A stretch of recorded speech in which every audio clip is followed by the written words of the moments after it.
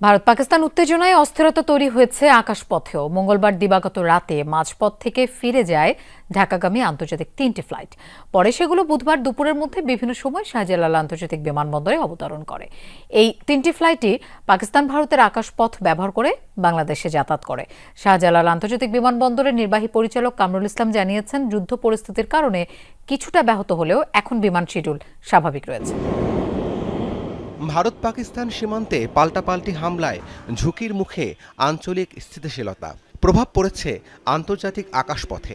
বাংলাদেশমুখী অন্তত 3টি আন্তর্জাতিক ফ্লাইট মাঝ আকাশ থেকে ফিরে যেতে বা শাহজালাল আন্তর্জাতিক বিমানবন্দর থেকে জানানো হয়, তুরস্ক থেকে আসা টার্কিশ এয়ারলাইন্সের TK712 এবং কুয়েত থেকে আসা জাজিরা এয়ারওয়েজের 2টি ফ্লাইট J9533 ও 531 মাঝ আকাশ থেকে ফিরে যায়।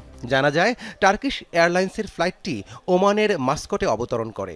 জাজিরার J9531 ফ্লাইটটি ঢাকায় না এসে অবতরণ করে দুবাইয়ে। জাজিরার অপর ফ্লাইটটি কুয়েত থেকে উড্ডয়নের পর আবারও কুয়েতে ফিরে যায়। 3টি ফ্লাইটই পাকিস্তানের আকাশপথ দিয়ে ভারত হয়ে বাংলাদেশে আসার কথা ছিল, কিন্তু ভারত পাকিস্তান যুদ্ধ পরিস্থিতির